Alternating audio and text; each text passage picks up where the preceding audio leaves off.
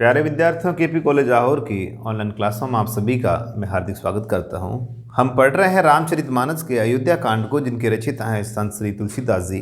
अब भरत जी हैं, भरत जी को गुरु वशिष्ठ जी सिखा रहे हैं कि जो दशरथ जी की जो मृत्यु हुई है उसके ऊपर इतना सोच मत कीजिए, ये इतना सोचनीय बिंदु नहीं है जितना कि ये है। और उनको जो कर्तव्य परायणता के निर्देश देते हुए उनको बता रहे हैं, जिसको हम पढ़ने वाले हैं। तो हम सीधे इस पद पे आते हैं कि बेखा नस सोई सोचू जोगू, तपू बिहाई जई भावई भोगू, सोचिए पिसून अकारण क्रोधी, जननी जनक गुरु बंधु विरोधी, सह विधि सोचिए पर उपकारी, सब विधि सोचिए पर अपकारी, निज तनु पोषक निर्दय भारी, सोचनीय सब ही विधि सोई, जो न छाड़ी चलू हरिजन होई, सोचनीय नहीं कौशल राव, भुवन सारी दस प्रगट प्रभाव, भवन अयन अब होनिहारा, भूप भरत जस पिता तुम्हारा, विधि हरिहरु सुरपति दिशना था, वर्णय जस सब दशरथ गुण गाता। महर्षि वाल्मीकि जी है वो महर्षि वशिष्ठ जी हैं, वे भरत जी को उपदेश दे रहे हैं कि भरत कर्तव्य पालन किस प्रकार से करना है, और उनका जो कर्तव्य की जो बातें और नीति और परायणता की बातें हैं उनको हम इस पद में पढ़ते हैं। बेखानस का मतलब होता है मेरे प्यारे विद्यार्थियों, वानप्रस्थ में रहने वाला तपस्वी या वानप्रस्थ में रहने वाला व्यक्ति, बेखानस। चार अवस्थाएं हैं, चार आश्रम है ना। ब्रह्मचर्य आश्रम, 0 से 25 वर्ष के व्यक्ति को ब्रह्मचर्य का पालन करना चाहिए। 25 से लगाकर 50 वर्ष तक व्यक्ति को गृहस्थ आश्रम का पालन करना चाहिए, है ना। संतान उत्पन्न करना और गृहस्थ जीवन में कमाना, परिवार के साथ रहना। 50 से लगाकर 75 वर्ष तक व्यक्ति को वानप्रस्थ आश्रम करना चाहिए। सुबह जंगलों में जाओ और जंगलों में जाकर के पेड़ पौधों की सेवा करो, गांव की जितनी भी गाय हैं उनकी सेवा करो, और शाम को घर पे आ जाओ, उनको पानी वानी दो। उनको वानप्रस्थ आश्रम बोलते हैं। और जब वो 75 से 100 वर्ष का हो जाए तो उनको संन्यास धारण कर लेना चाहिए। संन्यास का मतलब यूं नहीं कि बाबा होना, मतलब उनको वेद उपनिषद इस प्रकार की शिक्षा धारण करनी चाहिए, और संन्यास मोह माया से दूर होकर के हरि कीर्तन करना चाहिए। वानप्रस्थ आश्रम में रहने वाला, वानप्रस्थ आश्रम में रहने वाला बेखा नस सोई सोचे जोगू, तपू बिहाई जई भावई भोगू।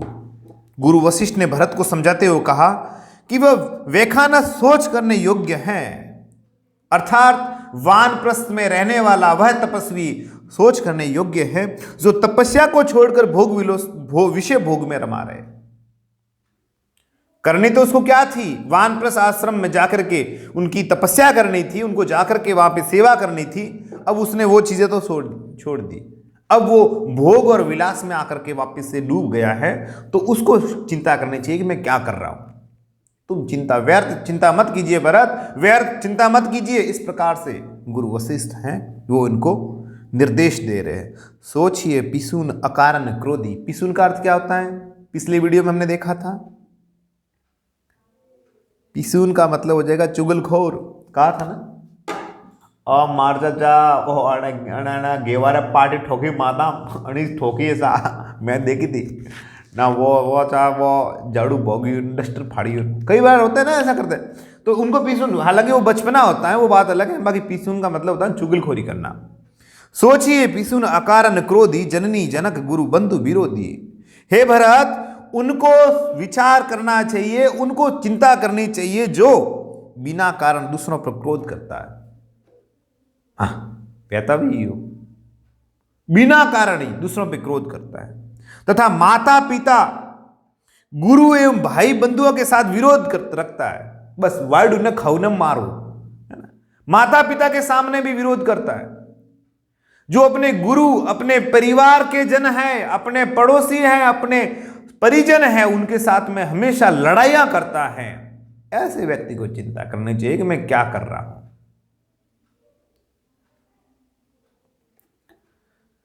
सब प्रकार से उसका सोच करना चाहिए जो दूसरों का अनिष्ट करता है। वह व्यक्ति सोचने जो चुगलखोर होता है और बिना कारण दूसरों पर क्रोध करता है, तथा माता पिता गुरु भाई बहन, बंधु, चाचा, दादा, नानी, नानी, मामा, मम्मी, सब के साथ में क्रोध करता है और उनसे लड़ाई करता है। बस मुद्दा मारो, खत्म करो।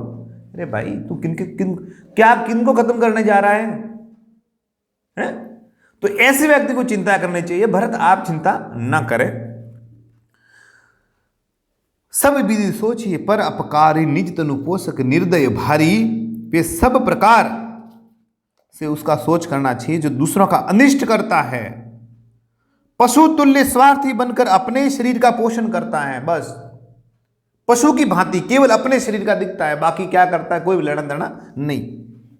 सोचनीय सभी विधि सोई जो न छाड़ी, सब विधि सोचिए पर अपकारी, निज तनु पोषक निर्दय भारी। सोचनीय सब ही विधि सोई जो न छाड़ी, छलु हरिजन होई। और जो पशु तुल्य व्यवहार करता है, केवल अपने शरीर का ही पोषण करता है, जो बड़ा भारी निर्दयी होता है, जिसको दया नहीं आती, निर्दय जिसको दया नहीं आती, तो जैसा बड़ा निर्दयी होता है, वह व्यक्ति सभी प्रकार के सोच करने योग्य है जो छल छोड़कर हरि का भक्त नहीं होता है।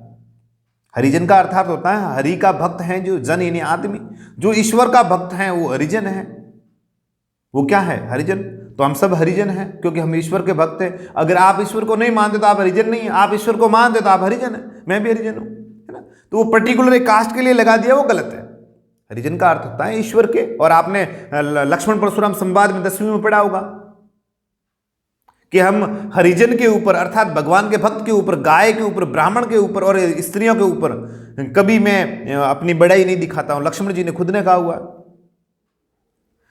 तो ये कह रहे हैं कि सोचनीय सभी विधि सोई जो न छाड़ी छलु हरिजन होई। जो भक्त नहीं बन सकता, जो छल नहीं छोड़ सकता, ऐसे व्यक्ति को चिंता करनी चाहिए। भरत आप व्यर्थ चिंता न करें।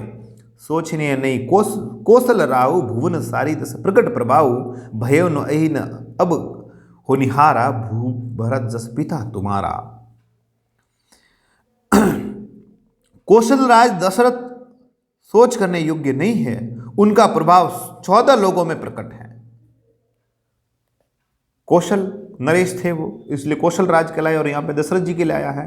भुवन का मतलब भवन, 4 ही 10, 4 यानी 4, 10 यानी 10, 4 और 10 14, प्रकट यानी होना, प्रभाव यानी प्रभाव, यानी उनका 14 लोगों में उनका प्रभाव था। भरत उनकी चिंता ना कीजिए, उन्होंने तो यश ही प्राप्त किया है।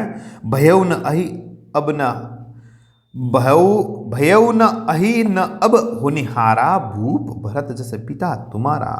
हे भरत, तुम्हारे पिता जैसा राजा न तो हुआ है, न है और न अब होने वाला है।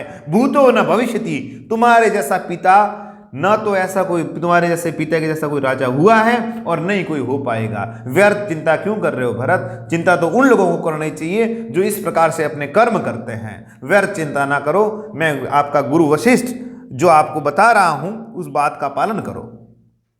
कहू तात के ही, हाँ, भयउ न अहि न अब होनिहारा, भूप भरत जस पिता तुम्हारा। विधि हरि हरु सुरपति ऋषि नाथा, वर्णई सब दशरथ गुण गाथा। हे भरत, तुम्हारे पिता जैसा राजा न तो हुआ है, न होगा और न ही है। ब्रह्मा विष्णु शिव इंद्र और दिक्पाल सभी राजा दशरथ के गुणों की कथाएं कहा करते हैं, रघुकुल की कथा करते हैं, उसमें आपके पिता दशरथ का नाम आता है। तो आप क्यों चिंता कर रहे हैं? कहू तात कई भांति को करी बड़ई तासु, राम लखन तुम शत्रुहन सरिस सुवन सुचि जासु।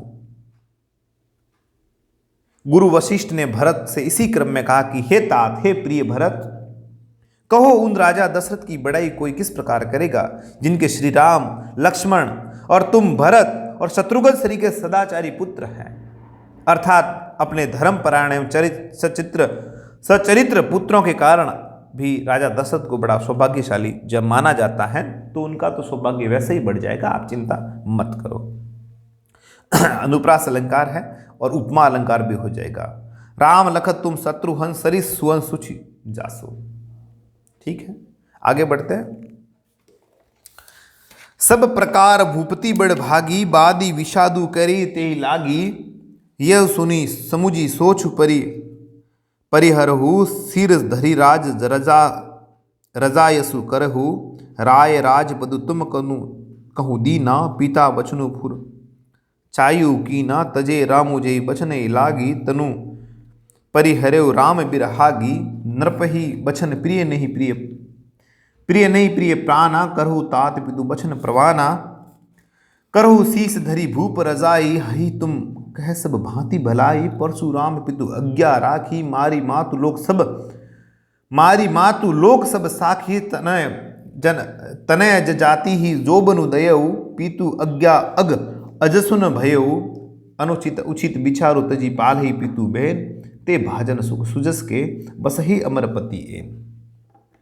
वादी का मतलब था व्यर्थ, फुर चिड़िया फुर तोता फुर, फुर का मतलब जल्दी शीघ्र, और बिरहागी का मतलब था विरह की आग, विरहाग्नि। ओ यारा शीले शीली बिरहा की रात का जलना, तो वही है विरह, विरह की आग।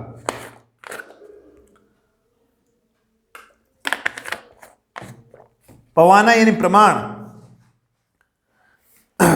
जजाति ही का मतलब था ययाति ऋषि, और नृपहि यानी राजा, शीस यानी शीर,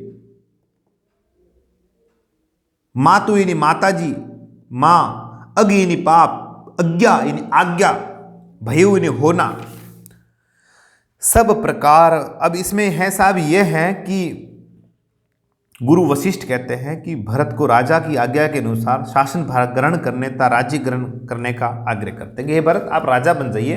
अब शत्रुघ्न आपसे छोटे हैं, आप ही बड़े हैं, और आपके जो दोनों बड़े भाई हैं वो यहाँ उपस्थित नहीं हैं, और राजा की मृत्यु होने के बाद में राजा बनना निश्चित होता है, तो आप राजा बन जाइए। मैं गुरु, आपका गुरु वशिष्ठ कहता हूँ कि बन जाइए। इस संबंध में जो बात चल रही है वो इस पद में दी गई है। सब प्रकार भूपति बड़ भागी बादी विषादु करिए तेहि लागी। गुरु वशिष्ठ ने भरत से कहा कि राजा दशरथ सब प्रकार से बड़ भागी थे, बड़ भागी। उदो तुम तो हो बड़ भागी, बोलता है ना सूरदास जी ने लिखा हुआ, उदो तुम तो हो बड़ भागी।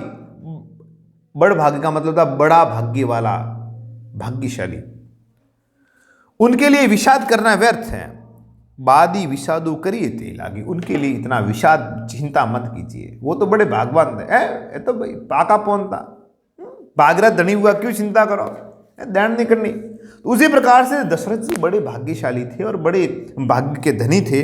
यऊ सुनी समुझ सोच परी परी हरहु सिर धरी राज रजाए सुकरी हो। और फिर उन्होंने कहा कि ये सुन और समझ कर सोच त्याग दो और राजा की आज्ञा सिर में धारण कर तद अनुसार राज्य करो, है ना। चिंता छोड़ करके राजा बन जाओ और राज सिंहासन के ऊपर बैठने के लिए तैयार हो जाओ और राजा की आज्ञा सिर में धारण करो। राय राज बधु तुम कहु दीना पिता बचनु फुर छायु कीना तजे रामु जेहि बचन ही लागी तनु परिहरेउ राम बिरहागी। पिता का वचन तुम्हें सत्य करना चाहिए, यह सुन और समझकर सोच त्याग दो और राजा की आज्ञा सिर में धारण कर तदनुसार राज्य करो। राजा ने राजपद तुमको दिया है। हे भरत, दशरथ जी ने तो आपको राजा बनने के लिए तो कहा है, इसलिए तो श्री रामचंद्र जी को वनवास दिया है। तो अपने पिता की बात को तुम नहीं मानोगे, अपने पिता की बात को मानो और तुम राजा बन जाओ। गुरु वशिष्ठ उनको नीति के अनुसार समझा रहे हैं कि राजा ने राजपद तुमको दिया है, पिता का वचन तुम्हें सत्य करना चाहिए, अपने पिता की आज्ञा का पालन करो। जिन्होंने वचन के लिए श्री राम को त्याग दिया और राम विरह की अग्नि में अपने शरीर की आहुति दे दी, है ना। जिन्होंने वचन निभाने के लिए कि भरत राजा बनेगा, इसलिए तो राम को वनवास दे दिया और राम को वनवास देने के पश्चात खुद विरह की आग में जल जल के पुत्र वियोग में मर गए। उनकी बात को आप नहीं रखोगे भरत, आपको राजा बनना चाहिए। मैं गुरु वशिष्ठ से ऐसा कहता हूं कि भरत आप जल्दी से जल्दी राजा बन जाएं। आगे हैं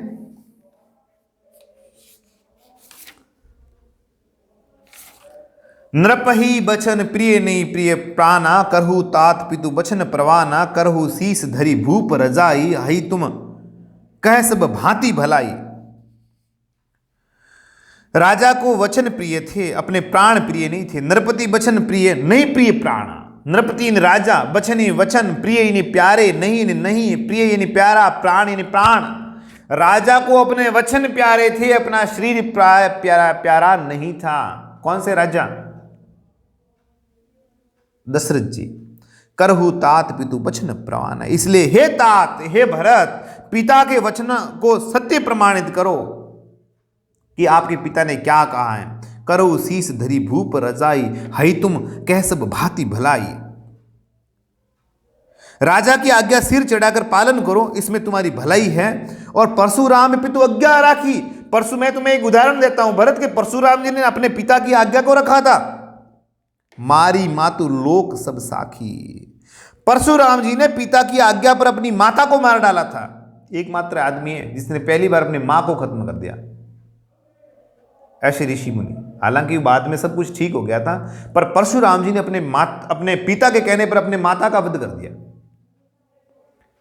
तो परशुराम जी ने पिता की आज्ञा पर अपनी माता को मार डाला। सब लोग इस बात के साक्षी हैं, साखी नि गवाह है। तने जजाति ही जो बनु दयऊ, पितु आज्ञा अग अजसु न भयऊ।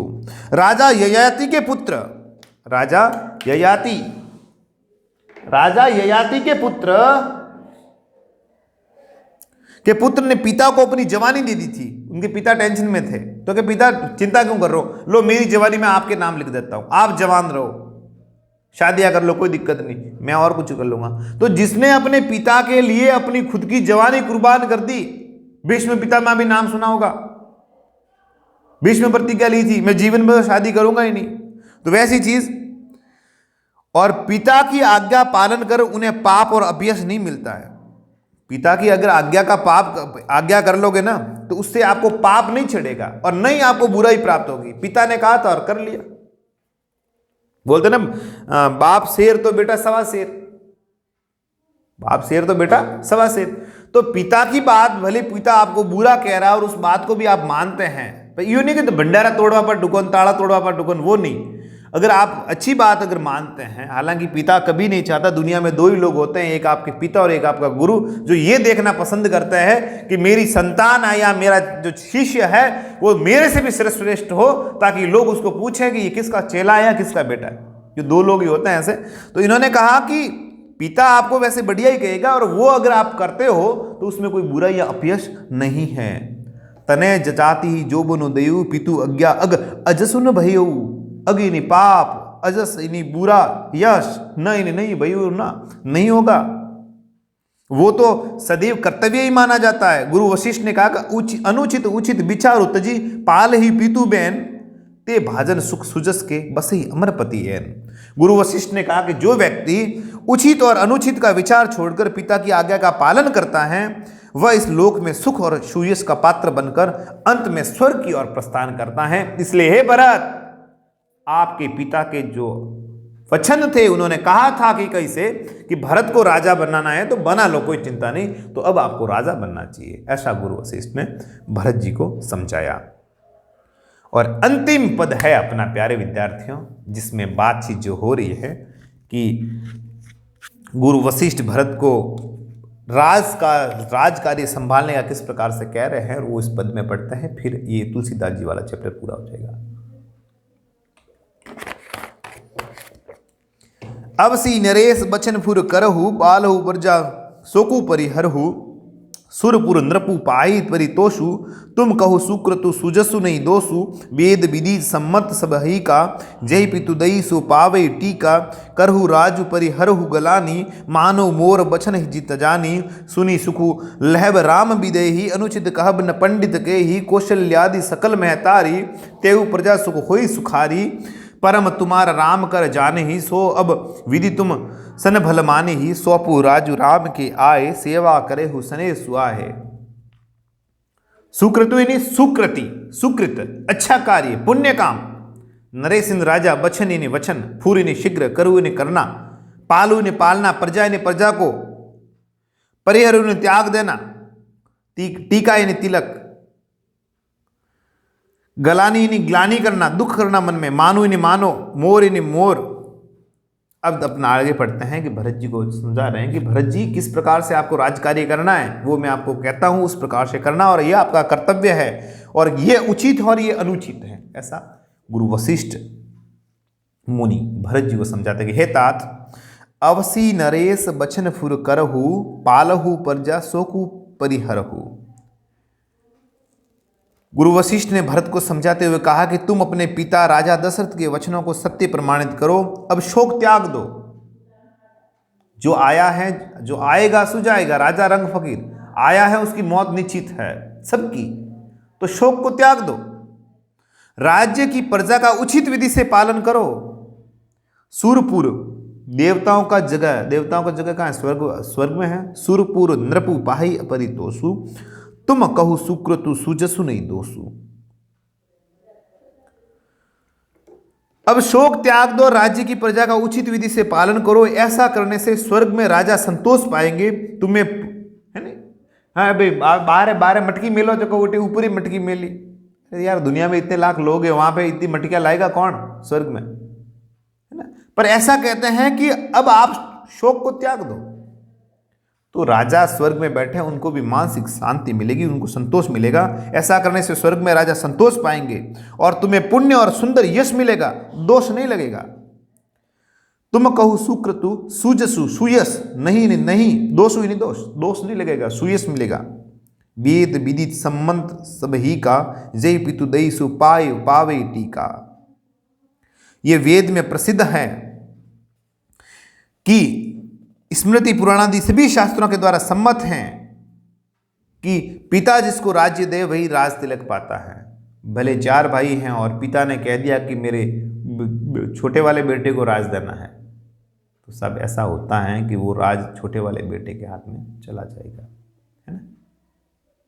तो ऐसा मुमकिन है। तो भरत जी आप इतनी चिंता मत करें, आप राज भोगे यहाँ का। करहु राज परिहरु गलानी, मानो मोर बचन हित जानी। इसलिए तुम राज्य करो, ग्लानी को त्याग दो, इतने टेंशन मत करो, मेरे वचनों का हित समझ कर मानो। मनहु मोर बचन हित जानी, मेरे वचन को आप अपना हित समझ करके मानो और मेरी बात को धारण करो। सुनी सुखु लहब राम विदेही, अनुचित कहब न पंडित के ही। और मेरे वचनों को हित समझकर मानो। इस बात को सुनकर श्री राम और जानकी भी सुख पावेंगे। जानकी यानी जनक की बेटी, यानी ये जब बात सुनेंगे, विदेही का मतलब होता है विदेह प्रदेश की कन्या, विदेही का मतलब विदेह प्रदेश की जो है, अर्थात सीता जी के लिए आया है। यानी आप राजकार्य कर लेंगे तो सीता जी और राम जी को भी जब इस खबर का पता चलेगा तो वो भी प्रसन्न हो जाएंगे। अनुचित कहब न पंडित के ही। अगर आप ऐसा करते हैं कि अपने पिता की बात को रखने के लिए आप कुछ करते हैं, तो इस बात को पंडित यानी विद्वान जन भी मना नहीं करेंगे कि भी भरत ने अनुचित कर दिया। ये आपका जो किया गया काम है वो उचित माना जाएगा। कौशल्यादि सकल महतारी, तेव प्रजा सुख होई सुखारी। और जैसे कौशल्या जैसी आपकी जो माता है और बाकी जितनी भी महतारी है, महतारी का मतलब होता है माता, महतारी,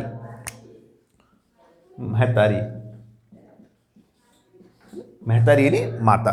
बाकी जितनी भी कौशल्या और सकल यानी सभी महतारी यानी माता, तेव यानी वे, प्रजा यानी प्रजा, सुख यानी सुखी, होई यानी होना, सुखारी यानी सुखी होकर के। आप अगर राजा बन जाते हैं भरत, और राज्य अपने, क्योंकि आपके कारण वचन निभाया, वचन निभाने के कारण से दशरथ जी मांदा पड़ गए, जैसे बोलते हैं ना कई जने, तो मतलब दशरथ जी बीमार हो गए, और दशरथ जी बीमार होने के कारण उनको वनवास भेज दिया। किनको वनवास भेज दिया? श्री रामचंद्र जी को। अब रामचंद्र जी को वनवास भेजने के कारण वे उनकी विरह अग्नि में जल जल के अपने खुद के प्राणों की आहुति उन्होंने दे दी। अर्थात ये तुम्हारे लिए ही था और ये चीज हो गई है। अब भरत आप राजकार्य को संभालिए। और कौशल्यादि सकल महतारी, तेव प्रजा सुख होई सुखारी। और कौशल्या जैसी माताएं और अन्य माताएं भी आपकी सुखपूर्वक रहेगी, और आपकी जो प्रजाजन है, जो अवध की प्रजाजन है, वो भी सुखी हो जाएगी। परम तुम्हारा राम कर जाने, सो सब विधि तुम सन भल माने। जो तुम्हारे और श्री राम के श्रेष्ठ संबंध को जान लेगा वह सभी प्रकार से तुमसे भला मानेगा। जो समझता है कि भरत और राम कैसे हैं, वो तुम्हें कोई बुरा नहीं कहेगा। सौंपो राजू राम के आए, सेवा करे हो सने सुहाए।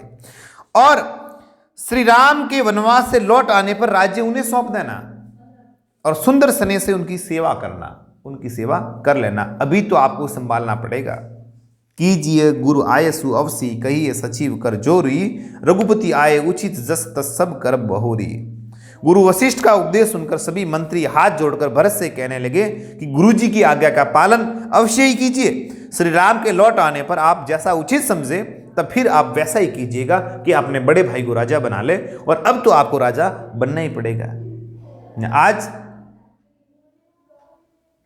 10 जना फॉर्म भरे, एक सरपंच से सीट माता सरपंच मुंह मतलब होता है ना ऐसा।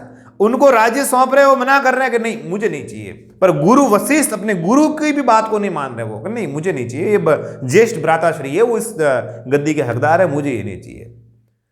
तथापि इतना सब समझाने के बाद में माता कौशल्या भी उनको समझा रही है, और यहां तक कि माता कौशल्या समझाते समझाते उनके स्तनों में दूध आ जाता है इस वात्सल्य के कारण कि बेटा भरत तुम्हारी कोई गलती नहीं है, जो होना था, और यश अपयश जीना मरना और धन दौलत सब ये विधि के हाथ में होता है, इसमें तुम्हारा कोई दोष नहीं है।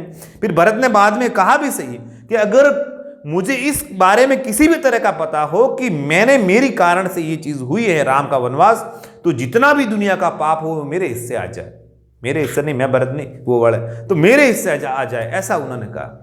तो ये चीजें होती है साहब। इस प्रकार से अंत में गुरु के बातों को मान करके, माता प्रजाजन मंत्रीगण सचिव वगैरह सबकी बातों को मान करके भरत है वो राजा बने, और अंत में अपने भाई साहब जब ज्येष्ठ भ्राता रामचंद्र जी वापस आए तो वो राजा, वो वापस सिंहासन था वो अपने भाई के हवाले कर दिया, और एक वाइट पंच की सीट के लिए लाख लाख रुपया खर्च कर देते हैं, है ना। मतलब कलयुग है साहब, वो सतयुग था, होता है। तो अब हमने तुलसीदास जी का ये जो प्रसंग था अयोध्या कांड वाला पूरा कर लिया, और सौभाग्य की बात तो ये है साहब कि ये मुझे खुद को भी पढ़ने का मौका मिल गया और आपके साथ में मैं साझा भी कर रहा हूँ, तो बहुत अच्छा भाग्य है कि भरत जी को मैं ये भरत भी पढ़ रहा है। अब हमारा रहेगा बिहारी, जो हम अगले वीडियो में लेकर आएंगे आपके लिए। तब तक मेरे प्यारे विद्यार्थियों, किसी भी तरह का कोई सवाल है तो आप कमेंट बॉक्स में जरूर करें, और वीडियो को शेयर करें, है ना। बताना भी है पास वाले को, यूँ नहीं कि नहीं मुँह पाड़ो, ये परीक्षा की नकल नहीं है, वीडियो है, आप नहीं बताओगे तो वो अपने आप देख लेगा, इसलिए ज़्यादा से ज़्यादा इसको शेयर करें, वो भी पढ़े, बढ़िया परसेंटेज आ जाए, आपके भी उनके भी, और काम भी आवे। ठीक है साहब, अब मैं चलता हूँ, लेता हूँ आपसे विदा। अपना ख्याल रखिए। आप कोरोना इन दिनों हावी है, सच में ब्रिटेन वाला कोरोना वापस से आ गया है, तो अपने आसपास अपने परिवार को सतर्क रखें, महफूज रहें। अब मैं लेता हूँ आपसे विदा। शुक्रिया, शब्बा खैर।